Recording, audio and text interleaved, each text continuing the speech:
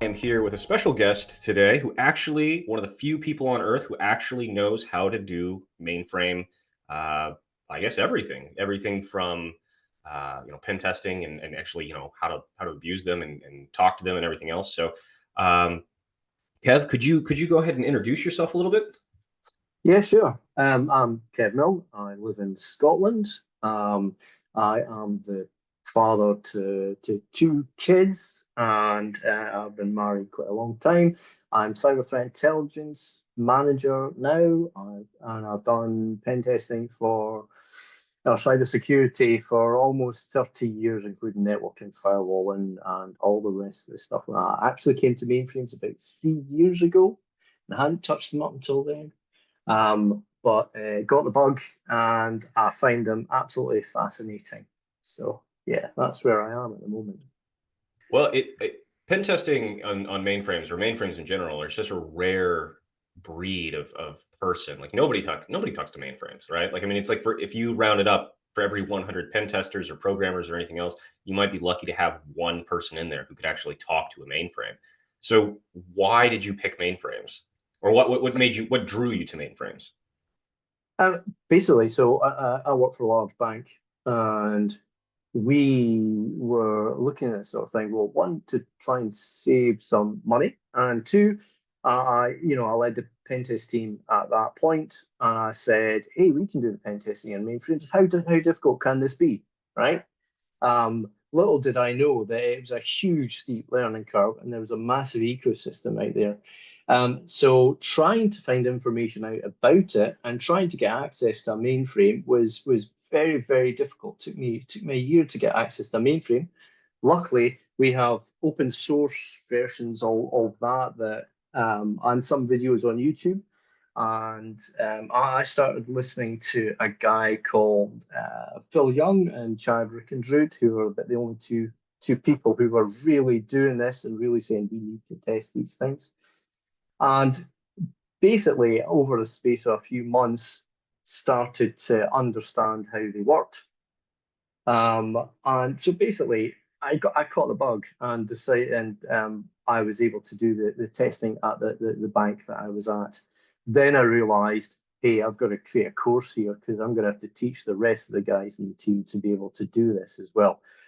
Basically, we were doing it because even though we had lots of external contractors and suppliers, none of them could actually do a pen test on a mainframe. So it was something that needed to be done, PCI compliance, blah blah blah, that sort of stuff. Oh yeah, for sure. Absolutely. It's funny. That's how it always works, right? Like one person gets interested in something or gets trained in something, and now you are the company expert in that thing, and you will now train the entire company on that thing.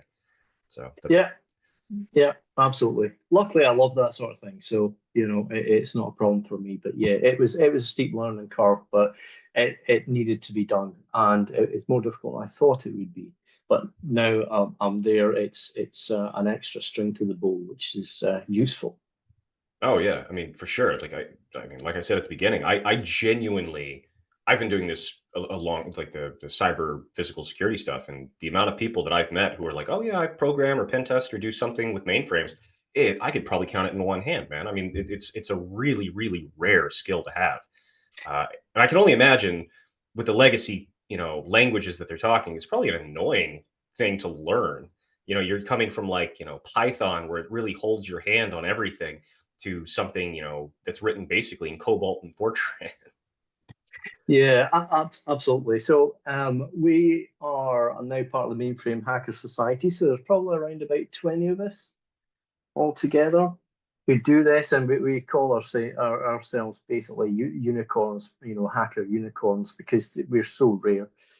Um, but yeah, when it comes to these sort of things, the whole pen testing is slightly different when it comes to these things. But luckily there are ways of getting around the COBOL, Fortran, job control language, JCL stuff there now, luckily. So yeah, it's good though, but it is obscure, I suppose.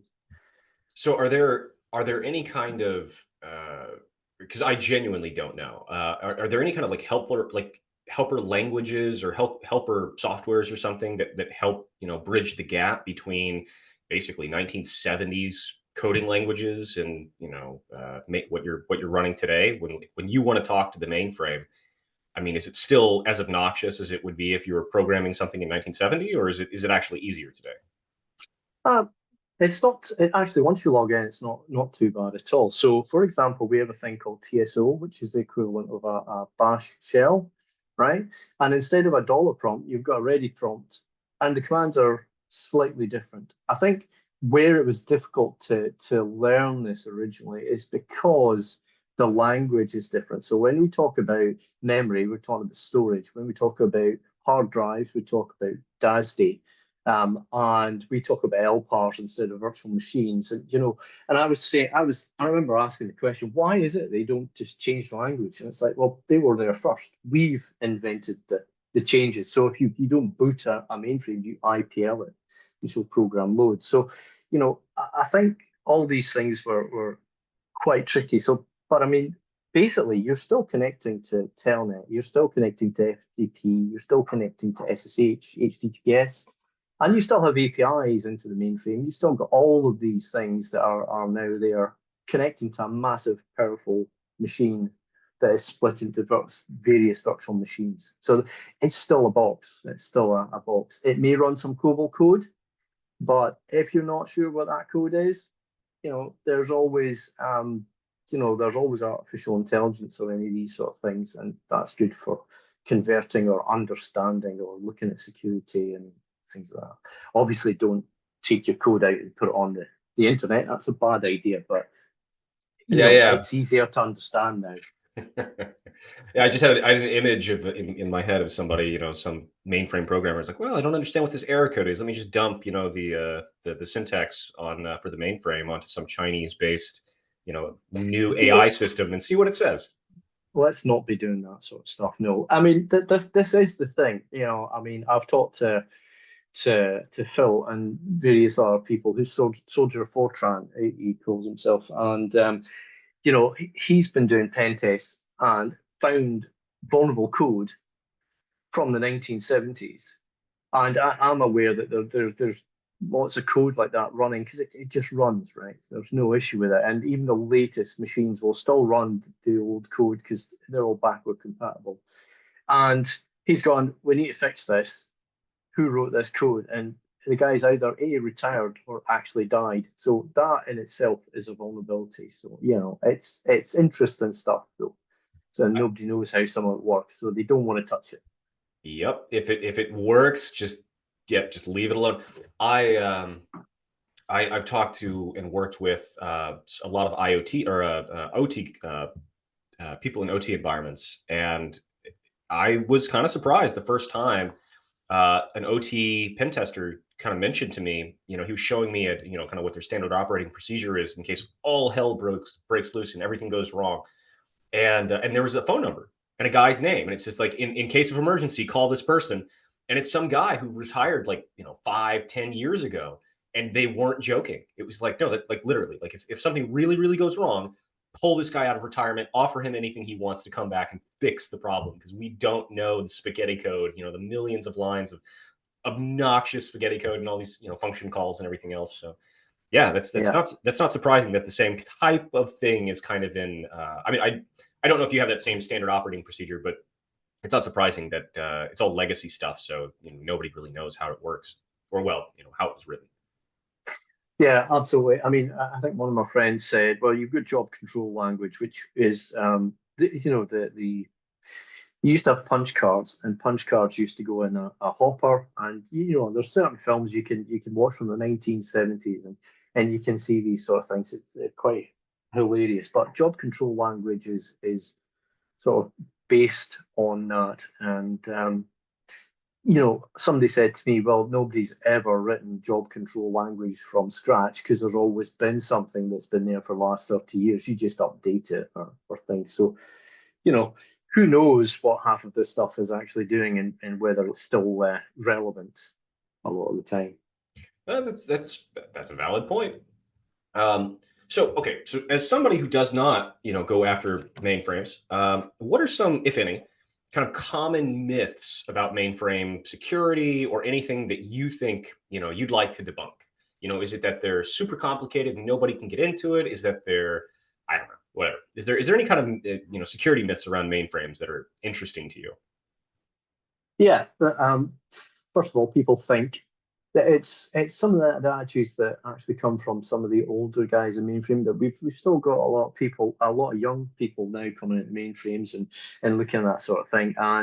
But some of the older guys are like, well, you can't get in a mainframe because it's behind a firewall. It's not on the internet. So, or IBM have a warranty, therefore, even if somebody does break in, you're completely covered. So that's not going to happen. Um, some other things like that. It's just really interesting sort of attitudes towards mainframes. Also, you can't break into a mainframe. You can't do buffer overflows in the mainframe. They're completely secure, which is absolutely not true. They're not secure out of the box. They can be made to be very secure. They can have quantum cryptography. They can have all these sort of things. But like any other system, like any sort of Linux system or Windows system, unless you keep that patching up to date, unless you configure it properly, you are still in the same position with this £1 million machine or $1 million machine than you are with anything else.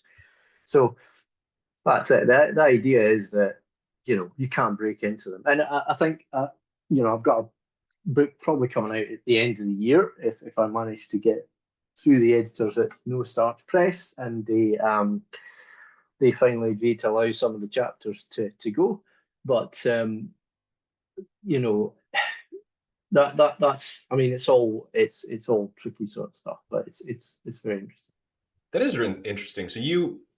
So you can combine kind of very legacy hardware and programming stuff, i.e., mainframes, with some absolutely cutting edge encryption, like quantum computing, or quantum encryption, maybe elliptic curve cryptography and other things.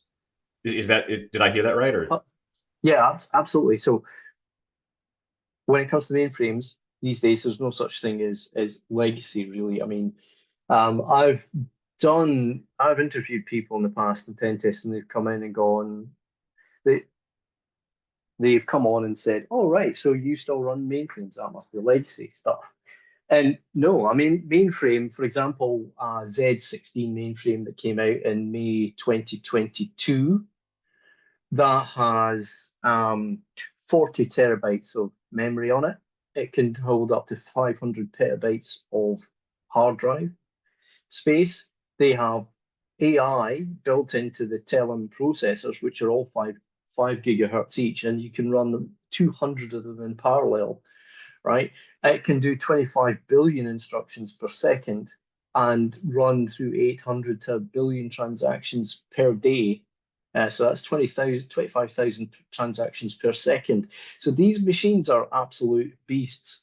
The fact that they are so backward compatible and can still run code from the 1970s is is just one of those things that it can do. It's been designed to do that sort of thing, and it still has a non-GUI interface. But why would they have a GUI interface, right? They're designed for specific things: healthcare, transactions, right, database access, etc. right. So they're definitely, the kit is not legacy. It is Hmm. extraordinarily powerful. That's okay. So you're saying that it could run Doom effectively. Oh Uh, yeah, oh yeah. all right. So that brings a question though, because it sounds like, and maybe I'm wrong, but it sounds like they are actually far more secure, and much more capable than most people think. So then, what exactly are the big threats to mainframes these days? From a security standpoint. Yeah, so probably the biggest threats to mainframes are, um, even though they're running the latest things, you can still have old code on them. That's one thing. You can also have misconfigurations, as ever in any sort of system. So even if you've got an external security manager like RACF that is doing all the security for the mainframe, if you misconfigure it, you're still going to give somebody too much access. And also, if you're not quite sure what you're doing, there are data sets or files that give real access to the mainframe. And if you give somebody too much access to those data sets, then it's game over, basically. Finally, unencrypted protocols, because usually people are using SSH or HTTPS, any of these sort of things. And that is the case still in the mainframe. However, I have still seen Telnet and FTP being used. So, your man-in-the-middle attacks are very much coming into play with that sort of stuff. Fair enough. So, I mean, okay, so when you have, okay, so you've got, kind of this merging between modern and antiquated, technologies.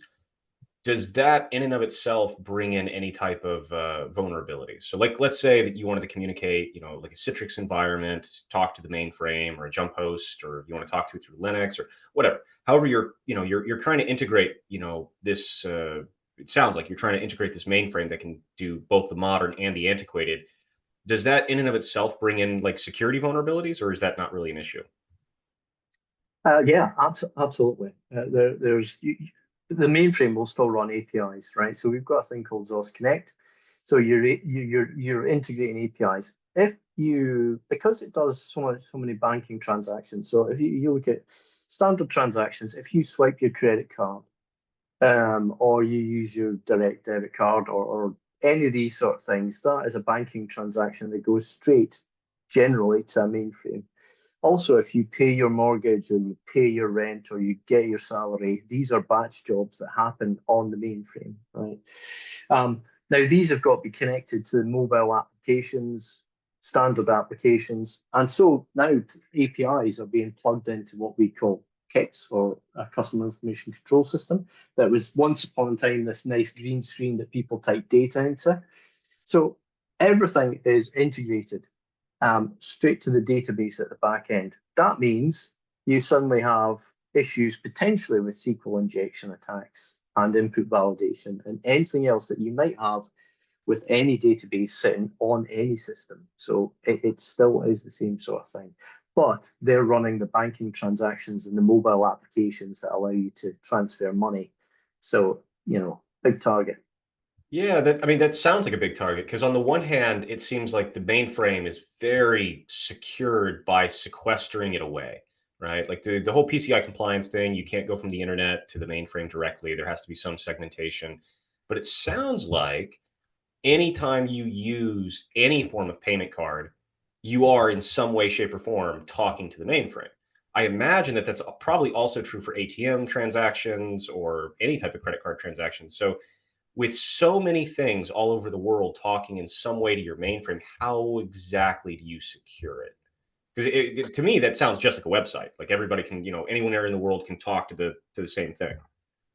Yeah, absolutely. So, I mean, if you think about it, the mainframe is just massively powerful. And this is why when you run a transaction, so you swipe your credit card, it gets done so quickly because it has to be done instantaneously, right? You're still going to secure it in the same sort of way as you would secure a back-end database or web server, right? So you're still going to do input validation, security. You're going to still secure it through SQL injection against SQL injection attacks. You are going to do your segmentation, right? And then you're going to make sure your password authentication is either multi-factor or at least as secure as you can possibly make it. And that's how you secure the mainframe against all different attack vectors from the web, from ATMs, and other areas like that as well. So yeah. Do you see any type? I don't know if you're in much incident response stuff, but do you see actual attacks coming through? Like people trying to throw any type of injection style attacks through, I don't know, like the credit card swiping machines or ATM transactions or anything like that? Or is that that doesn't happen? Well, obviously, I've got to be careful what I say because I work for a Of course, bank. of course. Yeah, of course. But yes, of course we do. Of course we do, and we have to have everything in place in order to thwart that sort of stuff. But yes, of course, All right. like any front end Hmm. website, you will see SQL injection attacks, cross-site scripting. I mean, I've even set up. I have been doing some testing even in my house with sort of fake mainframe just to see what happens. And you're constantly getting Nmap scans. You're getting constant connections coming in from China and Iran, Lithuania, Ukraine, Russia, everywhere, constantly. And that is my small little mini machine sitting in my home. And I can guarantee if I put a website up on that, you're going to get input validation. You're going to get SQL injection cross-sector attack as well. So absolutely. Okay, that makes perfect sense. So you kind of tiptoed into something that I wanted to ask you about. So you've spun up a mock mainframe at your house. Yeah. When you want to actually do a pen test or any type of offensive check on a mainframe, which is clearly in production, how do you do it? Like what exactly is the process of like, all right, I've got this extremely expensive, extremely what I assume to be fragile system. How do I actually pen test it? Couple of things. Generally, luckily, they're not as fragile as people think. They think that you do an Nmap scan on it and hey, it'll fall over. The only thing that might fall over is your 1970s COBOL code that was written before there was any security thought about, right?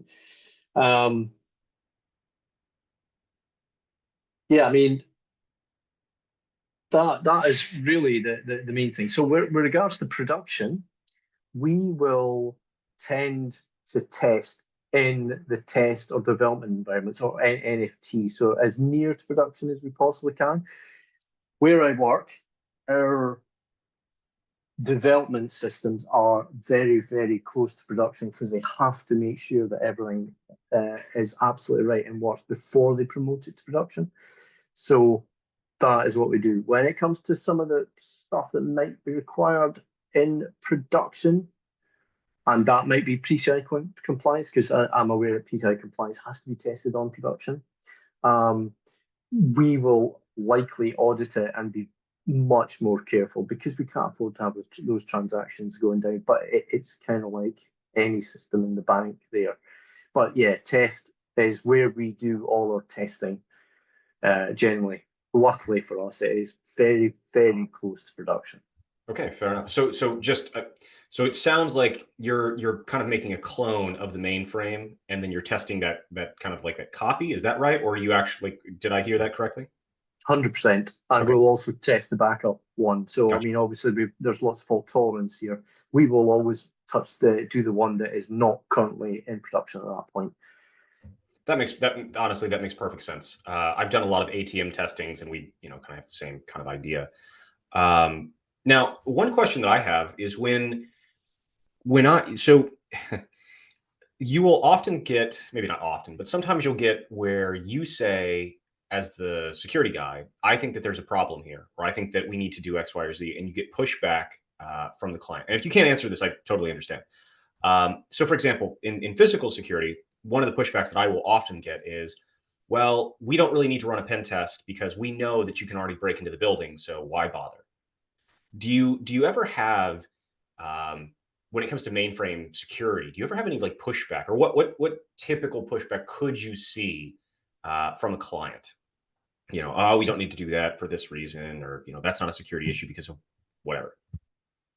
Uh, yeah, it kind of comes down to the attitudes from the mainframe community. I don't really see it where I work because our mainframers are really progressive and they're a real mix of ages and they totally understand that the security is important.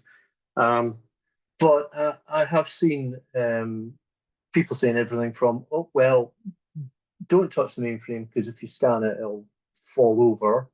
Or we don't need to do that because we're behind a firewall. So you don't need to actually test it. It's in the bowels of the network. So you would get pushback, but it's only because people are kind of worried about that sort of thing, I think. Yeah. Oh, sorry. Go ahead. No, no, carry on. It's fine. Oh, I was just going to say, yeah. I mean, there does seem to be this kind of I guess maybe this misconception that mainframes are the same as like the OT environment, right? Where like you have to be really really careful when you have all these microcontrollers and everything else. And if you run an in-map scan, like the entire system's going to fall down, and you're going to blow up a city or whatever. So it sounds like that's not the case at all. Like it really does sound like mainframes are far more robust and resilient than people think. Yeah, absolutely. If you look at one of IBM's videos, actually, they have a mainframe Z16 mainframe sitting on it's a sort of a platform, and they shake it to the level of hurricane force wind until everything is almost falling apart, and then show that it's still working at the end of it. That's the resilience that they build into the mainframe. So an Nmap scan is not going to bring the mainframe down. Okay, They're very powerful systems and the networking connections and things like that these days are it's not going to be an issue. fair enough. ATMs on the other hand, Yeah, they can fall over. yeah. That's that actually brings up an interesting question. So now, I you can talk in vague generalities, or you can just not answer the question. I'm just genuinely curious. I've poked at a lot of ATMs over the years, and it does seem like the ATM has unique. What do I want to say? It seems like the ATM itself does have unique communications to the bank that other systems don't. Go through the website and other things. I guess my question is, how vulnerable would something like the mainframe be to somebody who has access to the ATM machine? And again, if you can't answer it, if that's like, hey, that's company secret, we can't talk about that, that's perfectly fine. Yeah, absolutely. I can't talk to that. Nope, Talk about nope, that sort of thing. that's perfectly fine. I know that we are secure. Okay, perfect. But I can't. I have to be is. Yeah, I'm yeah, just yeah. vague on that. Yeah. I have seen things in the past at other companies, maybe 15 years ago, where security was quite lax, but then you could basically at those companies, you were able to wander into buildings and things like that without an ID, the password, and then get to the network cabinet and plug yourself in, Yep. and be told, oh well. And even at that point, when I remember saying to the IT manager years ago, hey, you at least need to put locks on these cabinets. He's like, oh, that's not what we do. And I'm Right. like, okay, well, it's security 101. Well, it's not our policy, so we go by our policies. Right. Yeah, so some mad stuff there, but no, I can't really answer that question. Oh, I know we're secure. perfect. Okay. Well, that's good. That's good to know that you guys are secure over there. Um, so that actually you're kind of tiptoeing into my bread and butter of breaking into buildings and stuff. So kind of a cute story from many years ago. We ran a pen test on a bank, not yours, obviously, and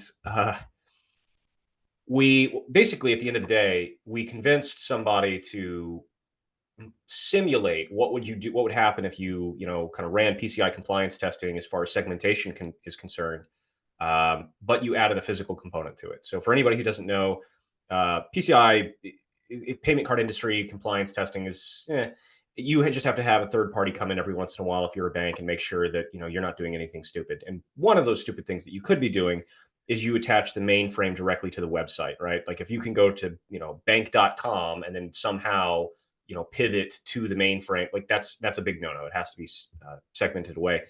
So what we did in a simulated test was we were able to break into the physical bank, find the person's workstation who works on the mainframe, which was not hard. We just did an OSINT scan or investigation to figure out who at that location is basically boasting on LinkedIn, like, oh yeah, by the way, I do mainframe programming, because there's only probably going to be like 2 people. And then we found their workstation, bugged their workstation, and then the next time they got on the mainframe, we were kind of like on the session. But the funny thing was that we'd gone through all this effort and we hadn't thought through, like, okay, what do we do? Nobody on our team knew at the time like how to actually do anything on a mainframe. So we had a proof of concept, but that was about it. Like that's kind of when we talk about mainframes, that's honestly how me and my team we typically go about it. But I'm curious as to your thoughts on that. Is that something like I sincerely doubt that that's something that you guys have to worry about or something that you have to deal with, but that's just kind of like how we would go about it. I'm just curious about. Yeah, yeah, absolutely. Years ago, I used to get things like Wi-Fi pineapples, and I would do physical social engineering type stuff, and get into buildings and things, and I would plug the Wi-Fi pineapple in, and then conduct man-in-the-middle attacks. So that is something that's used to be seen quite a lot. I'm not sure I see it so often these days with standard red teaming, looking at phishing attacks and other things like that. It's more remote. One of the things about I have other friends who work in pen testing who inadvertently managed to get on a system that happened to be a gateway into the mainframe. And then they were picking up all the user IDs and passwords, but they couldn't read them because they're not in ASCII, they're in EBCDIC, so they couldn't read the Wireshark traffic. Right, so I've got tools and Python tools that I've created that decrypts the EBCDIC, and I know to look for these sort of things. But the important thing, obviously, about the any penetration test is understanding what you're looking for, how to get there, and then just like with your covert access, how to understand how to get around once you get in. And I'm not brilliant at covert access stuff. I get into somewhere and then generally just get completely lost. So that is a complete weakness of mine. But yeah, once you get land on that mainframe, you've got to know what you're looking for, really. So it's like anything else. But it used to be the same 20 years ago. People didn't really know an awful lot about Linux or Unix. And so they would get maybe onto a box and go, right, okay, I know how to do LS, or I don't know how to do cat, but what else am I looking for here? Same sort of thing, but yeah. Fair enough. But that does beg an interesting question. So you've written some of your own custom programs in code, but so if you're running a web app pen test, Nmap, burp, a responder, if you're running something internal, what tools are you using when you're running a pen test on a mainframe, or even just talking to the mainframe? Like what are you using? Like what kind of stuff aside from your custom stuff? Yeah, so pretty much using Nmap, obviously. It's pretty much the same sort of tools. It depends whether I'm doing a sort of red team stuff. So you're looking at trying to get onto standard systems first in order before you make your way to the mainframe. If you're doing some mainframe tests, sometimes you'll have a low-level user that you're just given, right? But you're still doing your Nmap scans. You can't really use Nessus for much because there's not a lot of vulnerabilities that are actually in there. Metasploit as well is the same. I think Chad and Philip Young wrote 2 or 3 exploits, and that is pretty much it. So short of some of the custom tooling, which are a lot of the Python scripts or Rex scripts or job control language stuff for enumeration, etc. A lot of the tools are the same, but some of the critical ones are slightly different. Once you get on, you've got to do different stuff. Fair enough.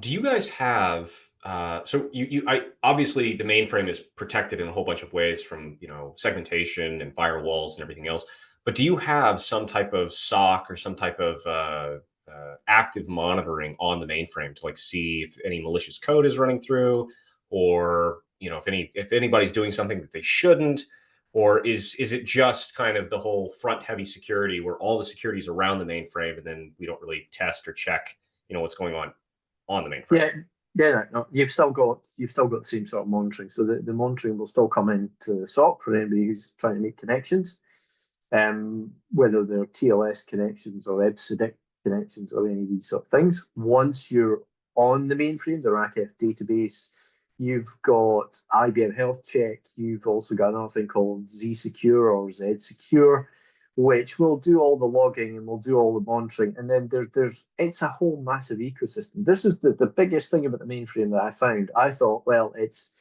COBOL, job control language. It's like it's like the menu system and other stuff like that. No, it's a huge ecosystem. And there are lots of security tools and monitoring tools when you're on the mainframe as well. So Yeah, and they all get plugged into Splunk or they get plugged into your Hmm, SIM or whatever else. So yeah, it's gotcha. all still there.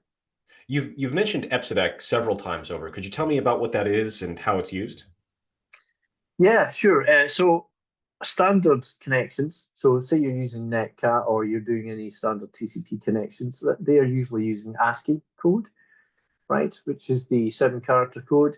EBCDIC comes from the punch cards back in 1964, right? So it is a sort of eight bit rather than the 7 characters that you get in ASCII.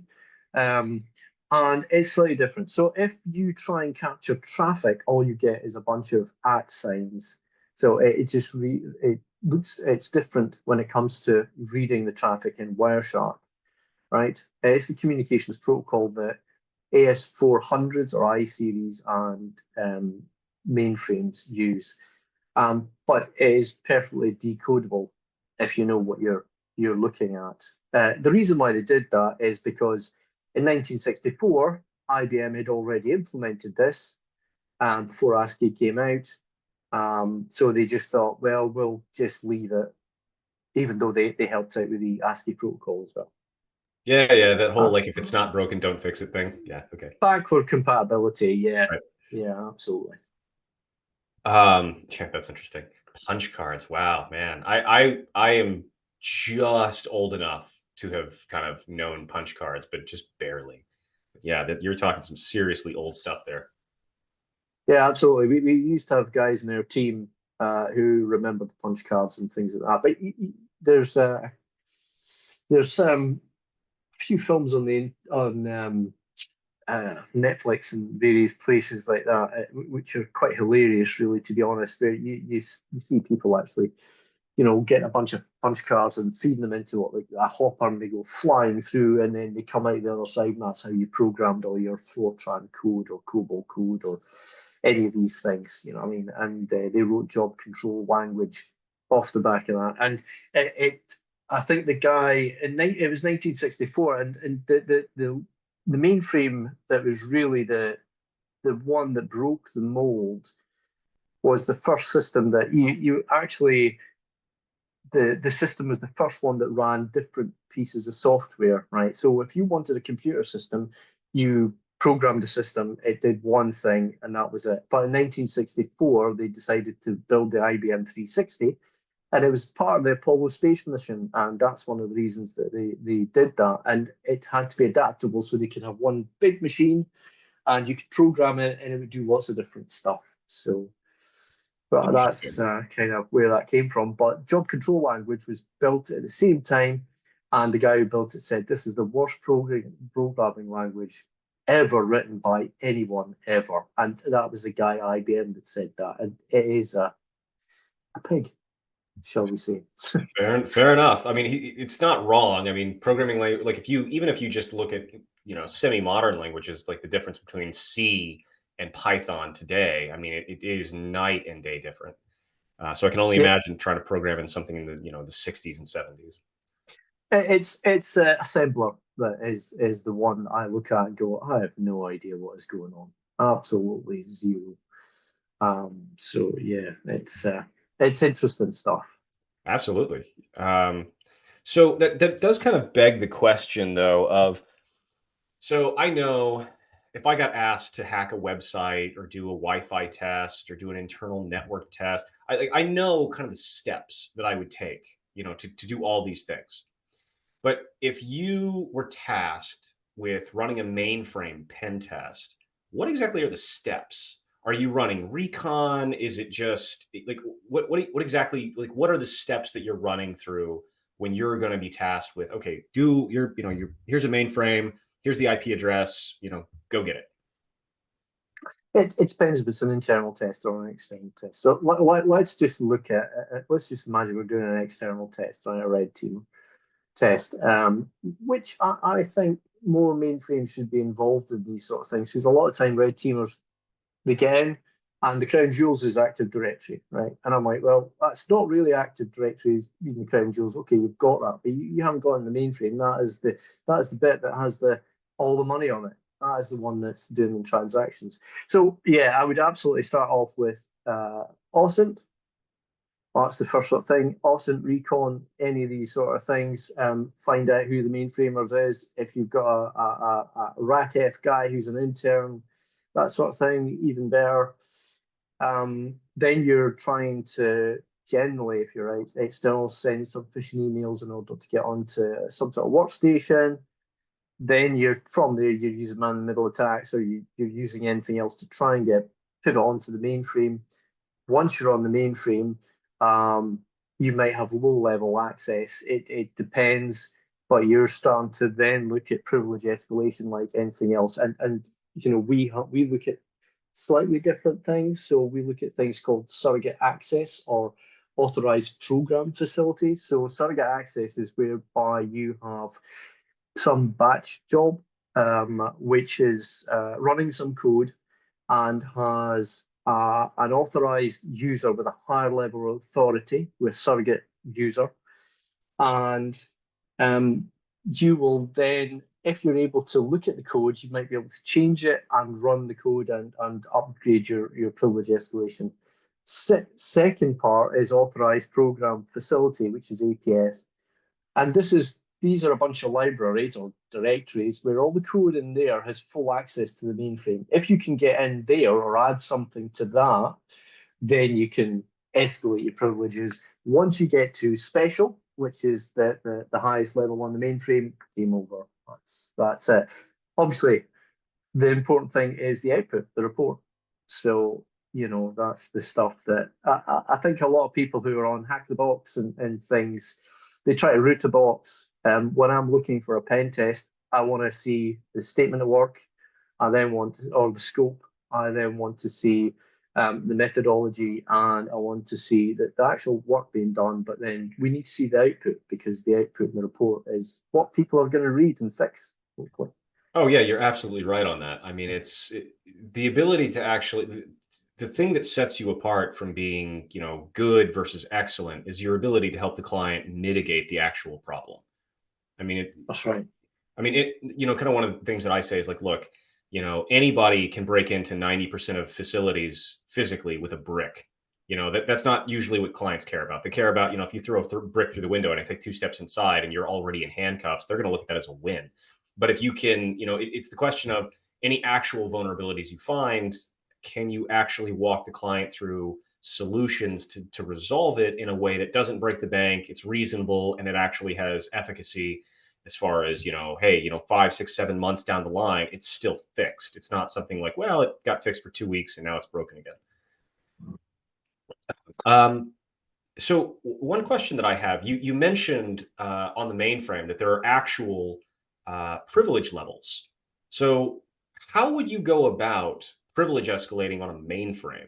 You mentioned special is effectively root or domain admin or however you want to look at it. But what exactly is the process? Is it different than Active Directory or anything else trying to privilege escalate, or how does that work?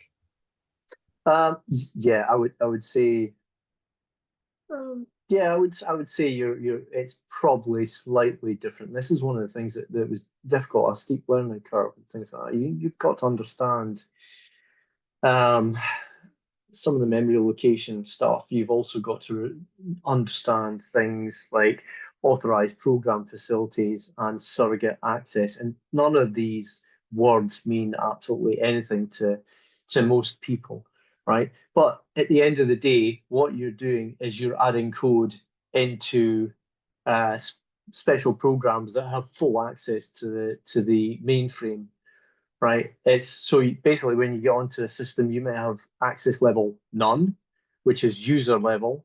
You then from there you have audit level, you have operator level, and then you have special. Now special doesn't have access to everything, but special can give itself access to everything, right? So if you can get to that level and steal any sort of users from that sort of level, then that is that. So there's 3 ways of doing it. One is tampering with batch jobs that you might be able to execute code with your extra code. Tampering with libraries and adding your files into those special libraries or data or folders that give you access. Or the third one is hacking and decrypting the RACF database, which is, the equivalent of stealing all the hashes and decrypting those and then escalating the privileges from there. So those are the three sort of methods of privilege escalation that you would use in the mainframe. Fair enough. I mean, it honestly sounds like, kind of the really old school style of hacking where you're looking at function calls and memory addresses and trying to say, okay, when this function call gets called at the very end of this, I don't want to go to the memory address where it's supposed to take me. I want to go to the memory address of somewhere else and blah, blah, blah. So, I mean, it sounds like that's kind of like, well, maybe I'm misunderstanding. But No, you're absolutely right. The only one that is more modern day is actually just stealing the RACF database. So it's downloading all the hashes and all the rest of the policies, etc., and then using John the Ripper to just crack it all. You know what I mean? Which it can't. So you're a John the Ripper kind of guy and not a Hashcat kind of guy, huh? I'm still old school John the Ripper. You know what I mean? I know Hashcat has a lot of things that it can do faster and better, but I still like John the Ripper. I'm used There's to it, nothing so there's nothing wrong with John. He's a good guy. absolutely. And So he can crack RACF databases, so it's useful. interesting. Yeah, I mean, you're probably that's an interesting point. I hadn't thought about that until you brought it up. Is John the Ripper might actually? I mean, there might be use cases where it actually for this specific thing like mainframes. I've never once tried any type of using Hashcat on a mainframe type of credential. So that's interesting. I hadn't even thought about that. So yeah, I mean, one of the things that is possible is to if you can get RACF database off onto one of your systems, there's a tool called RACF to John, which will convert it to standard, just ASCII text that you can then just use MD5 crypt or AES crypt against, and that's it. That's why I use it. Wait. Are you telling me that all the encryptions are in MD5? They were, Oh yeah, wow! right until 2016, everything was DES, Wow! and they only Wow! shifted to AES in 2016. Yeah, Wow! So that begs the question: how many systems, how many mainframes in the world do you think actually got compliant and patched versus how many do you think are still running those MD5 hashes?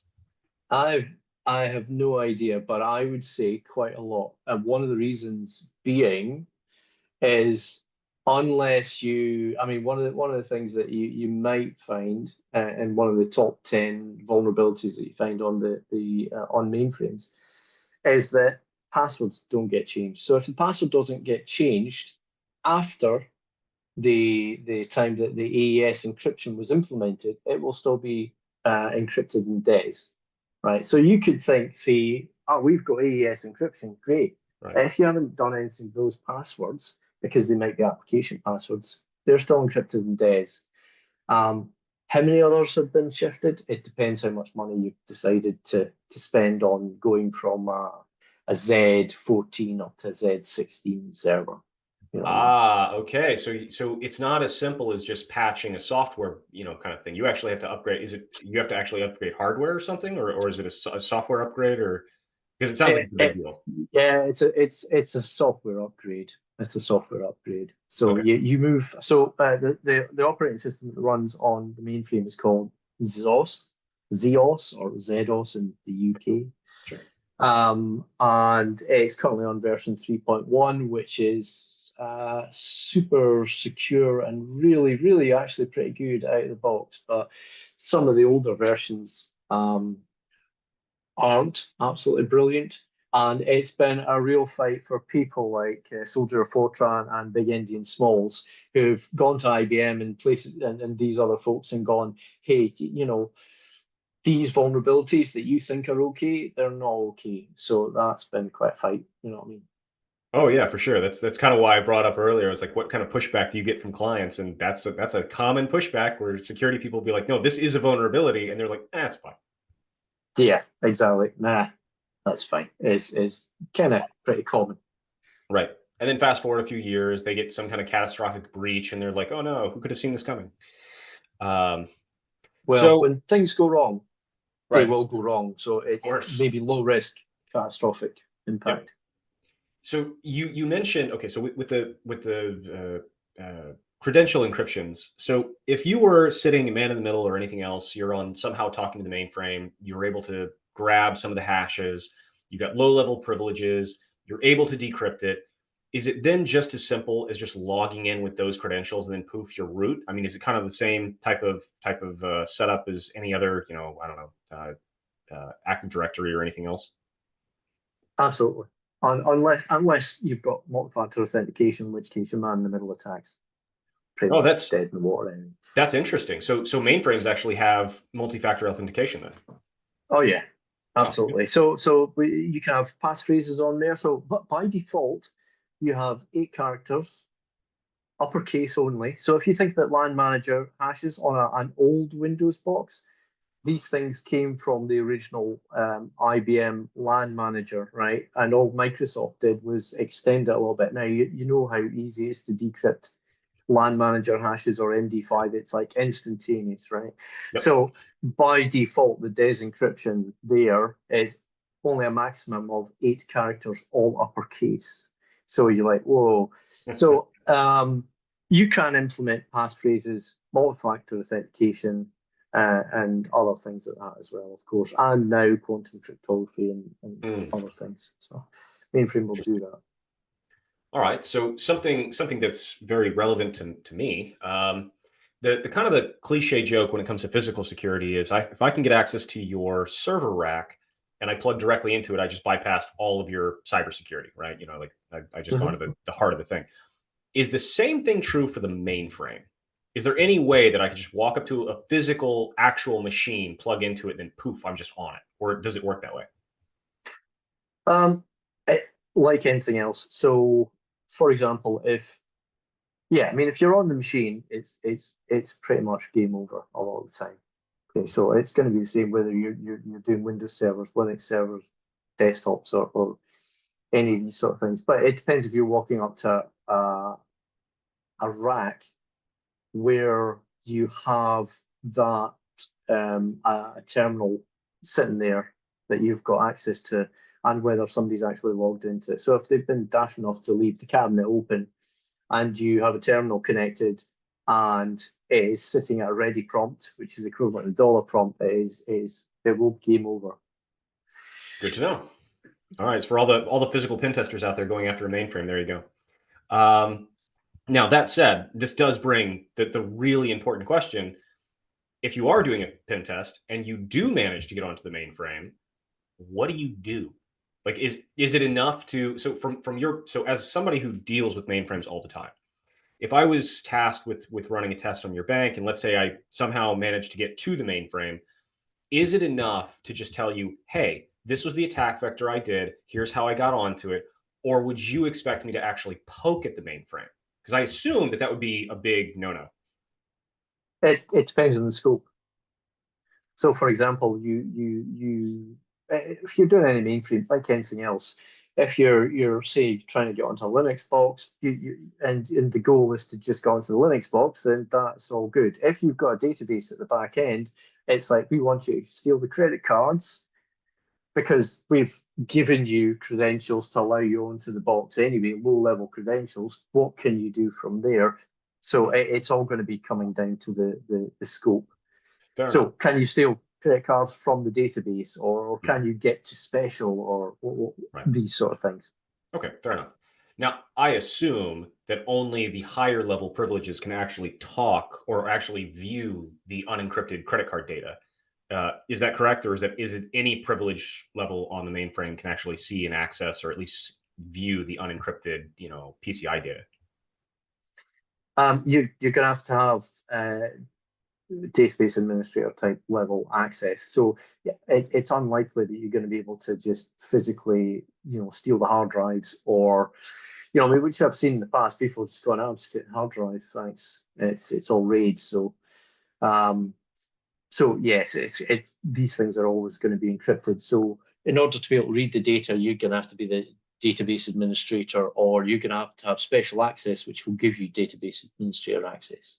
That makes sense. Okay, well, that's good to hear. It's good to hear that it's not just anyone at any privilege level can at least see the database, because that would be terrible. All right, so that's interesting. So as somebody who's done mainframe stuff for for a long time now.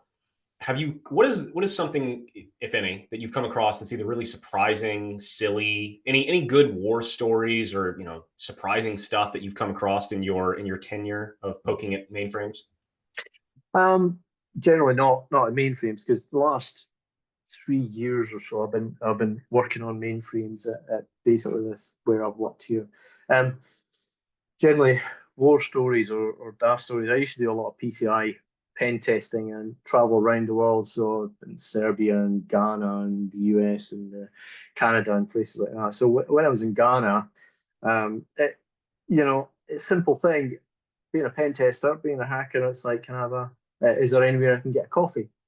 And she kind of looked at me and went, well, we don't really drink caffeine or anything like that. And I'm like, all right, okay, right. There's no Costa or there's no Starbucks or anything like that sitting about. And they went, don't worry about it though. We will go and get you a coffee and things. So I was like, it's okay, don't worry about it. No, no, no, not at all. So actually, they went up. It was the CEO of the bank that had a coffee machine. So eventually, they came back about half an hour later and said, "Okay, your coffee's ready." And I actually had to physically walk out into the office, and he presented me a coffee in a china cup on a silver tray in front of the rest of the audience. But here's your coffee, and I was like, "Oh my god!" So I didn't ask for any more coffees or any of these sort of things. That, Also, I used to do some military work and things. mm, And I used to burn a hard disk drive every week and go back into the shop mm. every week for a brand new one. And just this young guy went, "What is it you do?" And I'm like, "Oh, I'm a computer hacker for the British government." And he's like, "Whoa, that's so cool, dude." It was like Bill and Ted's Excellent Adventure. But yeah, nothing particularly exciting. I have done some social engineering stuff that was really Mm. interesting in the past, but yeah. Well, I mean, honestly, it sounds like when you were in Ghana, you might have had a really easy way of getting some pretty high level privilege if you have to go all the way to the CEO's office to get a coffee. Yeah, exactly. All I got, it was part of the scope though, so there you are. It's There was a yeah. so you've done this kind of work all over the world now, and for both the private sector and governments. Do you see much difference? Now, obviously, this is kind of an unfair question because you're talking about third world countries versus first world, but do you see a lot of difference between how different countries or the private and public sector kind of like handle their mainframe security? Do you have like, oh, when I'm dealing with IBM, they're on the ball, and when I'm dealing with blank government organization, they don't know what the hell they're doing, or is it all kind of like everybody seems to know what they're doing and everybody's security is pretty good?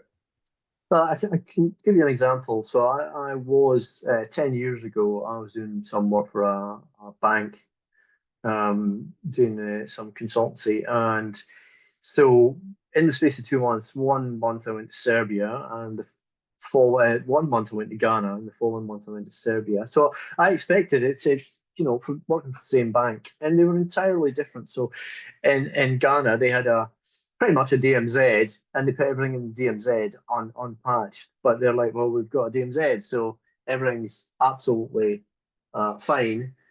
So that was a huge report. Same bank in Serbia, I could barely get into the printers, never mind anything else. It was so tight. And the poor guys have been warned if this pen tester gets into anything, people will be fired. So, I'm glad for them that I didn't get into much. But yeah, it was, I said, oh, your printer's leaking, you've got a web server in your printer I can get into and things like that. But other than that, tight as a drum. Right. Well, that's So it's different based on, that's only my experience though.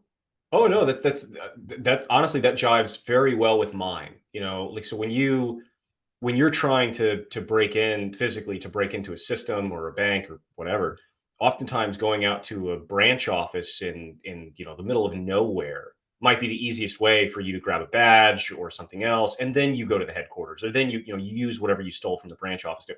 So that actually begs a really interesting question. If you have the same bank, let's just make up a bank, bank.com, whatever. Actually, that's probably real. I don't know, Acme Bank. So how about Cyberbank? I've set up a fake bank for my Okay, there we go. awesome stuff. There we So go.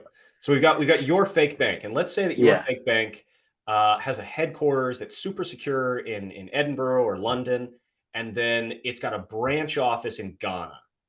If I were to break into the, like, if I was to attack the Ghana branch office, could I use that somehow to get to the mainframe in London? Is that how, would that work that way?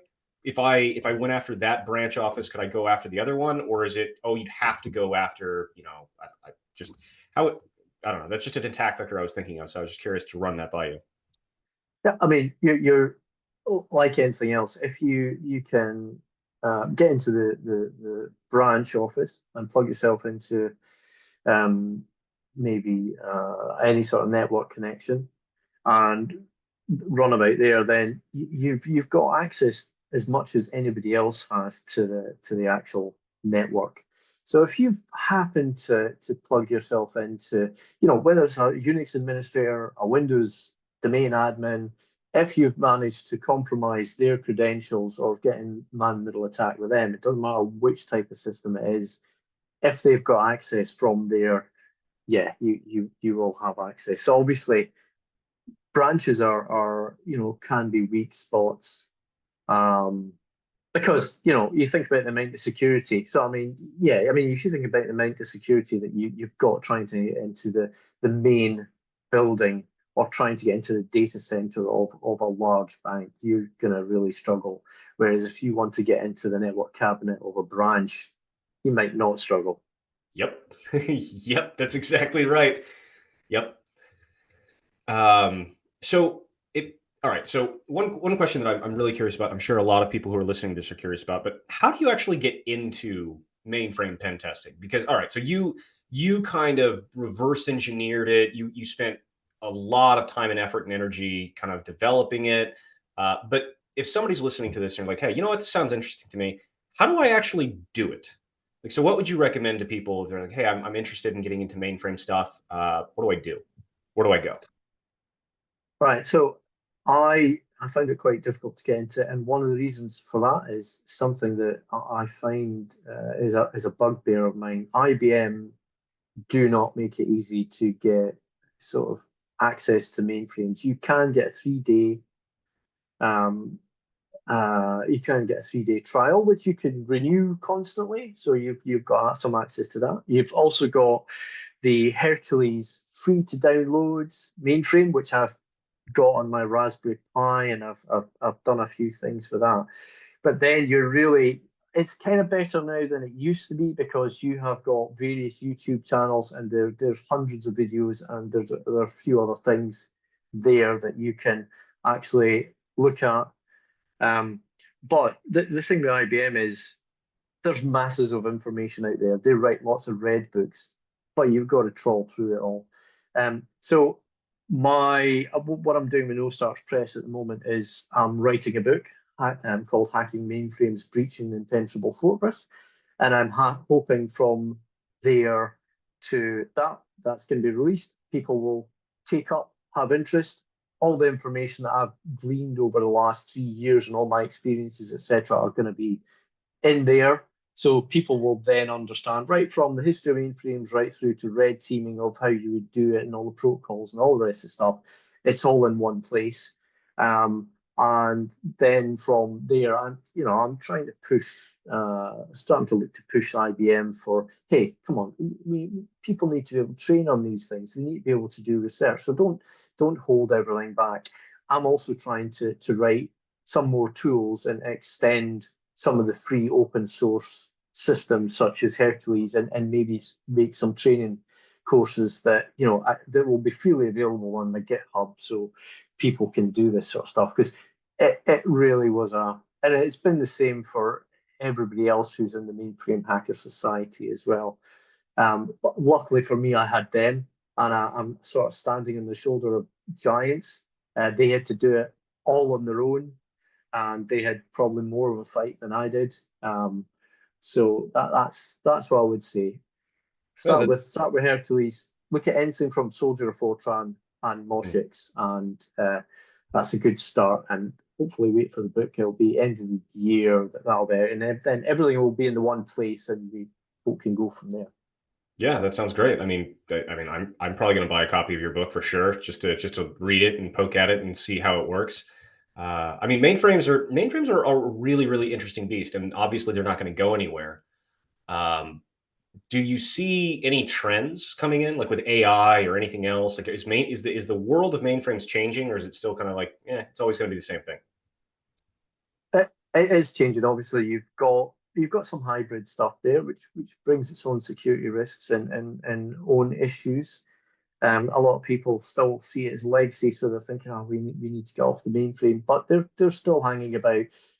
Technology is always moving on, so the Telum processor, which is powerful and can work up to 200 processors in parallel, does what we call AI inferencing. So if you've got some sort of transactions that are going, so any sort of fraudulent transactions, AI on the chip will be able to pick these up in real time and actually flag them. So there's all that sort of stuff. Quantum computing is obviously coming, and IBM at the forefront of quantum computing with some of the quantum computers, and not quite there yet. But the mainframe is now implementing quantum cryptography because for years down the line, data is being harvested for the time where it can be cracked. It's important to think about the security on the mainframe because even though most pen testers don't really know what to do once they get onto a mainframe, nation states do. They're not going to have a problem with that, Yeah. right? They're going to have people who know these sort of things. So this is the sort of people we're trying to protect against. The large ransomware groups, the good ransomware groups. Well, I wouldn't say they're good, but you know what I mean. The really Yeah. well organized ones and nation states. Okay. So I mean, you're not wrong. Nation state actors have basically an infinite budget, infinite amount of manpower, and they're super patient. So yeah, I mean, you're not wrong. that's right. I keep telling people, whatever you do, please don't have anything like DCOM 3 or port 445 open on your perimeter because as soon as the next 0 day comes out, somebody's going to hit it instantaneously. Yep. Do you see a lot of 0 days on mainframes? Is it something? I mean, I know that if I go to exploit DB and I look for latest CVEs, like every few minutes there's a new one. Um, but No, you don't see a lot of 0 days on mainframes. no, because IBM don't like you talking about it. Yeah. So if you find anything, you might find yourself with a lawyer in your face with a cease and desist, Oh wow. which Okay. doesn't really help anything. So I mean, yeah, it doesn't mean there aren't things there, but they tend to keep it quiet. If you put it out Mhm. there, you might be in some sort of bother. IBM really don't like you talking about any issues on mainframes. And again, for me, that is a vulnerability because it means that if they're keeping it quiet, there could be a vulnerability lying about for years Right. that doesn't get sorted or patched or anything. So that's fascinating. They literally don't want you to actually poke at things and like just do uh, good faith disclosure to them or anything else. It's literally just don't poke at it, don't try it, and we'll come after you if you disclose anything. That's interesting. Definitely not. So a few years ago, I'm aware that one of the guys I know went to do a mainframe demo. I can't remember whether it was OWASP or somewhere, but he had to cancel because IBM were saying if you run this, we will sue you. That that's the So pinnacle of security right there. right, exactly. So when my book comes out, it's going to be educational up to the hilt, and we will make sure that everything is sorted, so nobody can go, "Hey, you can't say that." Yeah, good. So Like it's going to be entertaining times. that. Yeah. Are you concerned at all? Like, is there any like worry about this kind of thing coming after you for writing your book? I was originally, however, talking to no such press, they're like, "Ah, don't worry about it. We completely got this covered." And there's various things that you would ensure you have when you're writing it in relation to one copyright, confidential secrets, and various other things like that. And obviously, because I'm writing it and I currently work for a bank, um, my senior management at the bank obviously will go over it as well and to ensure that there's nothing there that might give any secrets away. Which it's not, because I'm not doing any of my testing or training or anything like that with banking systems. They're entirely separate, so that's all good. No Okay. screenshots of banking systems for a start. Sure. Yeah, that makes sense. I mean, it is interesting that you're writing a book, because I can't think of any book out there today. I can think of hundreds of books about hacking, web app hacking, the web app hacker's handbook, like, the old, the really old orange hacking book. I can think of all kinds of stuff like that. I can't think of any of them that actually deal with mainframes. No, I literally can't think of a single one. Yeah, absolutely. So, I mean, pretty much 20 years ago, 25 years ago, no, it's even more than that. Yeah, 25 years ago, I read my first Hacking Exposed 2, I think.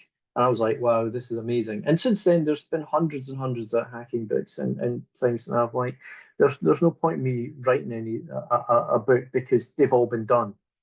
And once I got into this, I went, there's no book on hacking mainframes.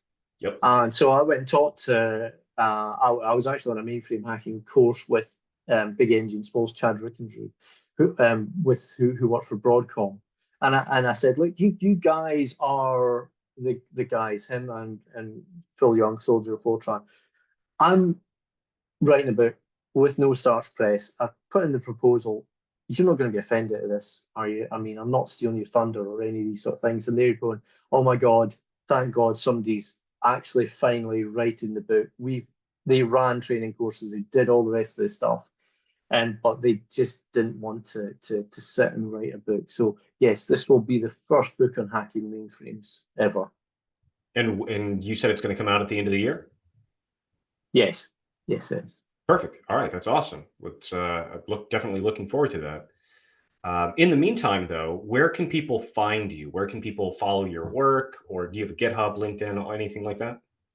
Yes, I've got a GitHub, which I am constantly starting to update all the tools and things like that, and also things that how to build a mainframe or a Pi frame. So it's a mainframe on Raspberry Pi and all that good stuff with lots of flashing lights and various sort of things for fun. But there's also some Rex tools and other things, and I'm also on LinkedIn as well. So feel free to follow me on LinkedIn. I tend to put out things on AI, quantum, mainframe hacking, and pen testing, and other things like that. So feel free to give me a follow or give me a shout and try and connect. So always happy to do that.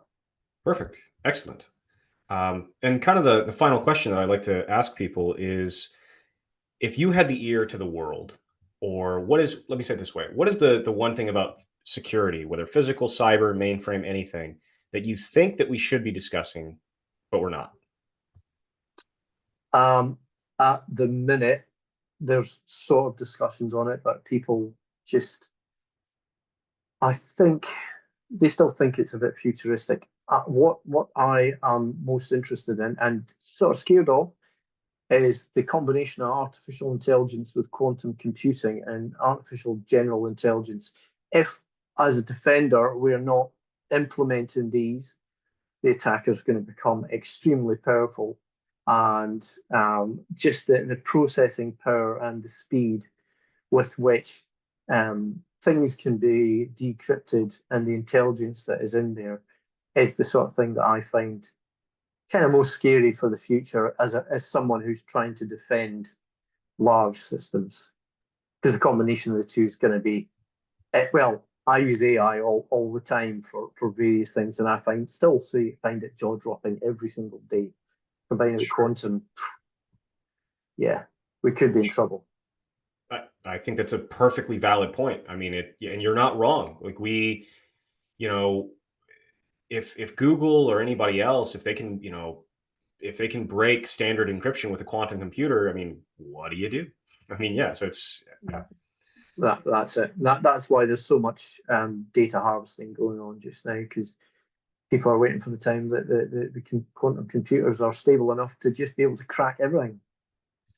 Yep. And that's an interesting question. So to me, this kind of seems like kind of a repeat of like the 1970s, 1980s, where we switched over from computers that were, millions of dollars, and they took up an entire room, to the slow walk from like the 80s to the 2000s of like, personal computers and then laptops and then cell phones. Do you think that in the next 20 to 30 years, we're going to have quantum computing cell phones or quantum computing, laptops or something like that? Or how do you see that going? Yeah, I mean, I see this as a watershed moment. There's a huge step change happening, even in the last, I remember I was talking to my wife the other day saying, I can't believe the amount of stuff that these things can actually do now, even in the last 2 or 3 years. From the first time I think that the first time recently in the last 10 years where I saw something that I thought that is brilliant was a Chromecast. You know what I mean? So I could just cast things to the television.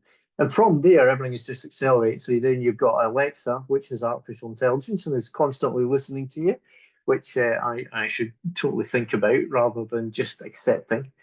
And then we've obviously got our everything that is accelerating and speeding up, and the new artificial intelligence that allows me to, if I want, write any code that I want or decrypt, do things that I could never do before.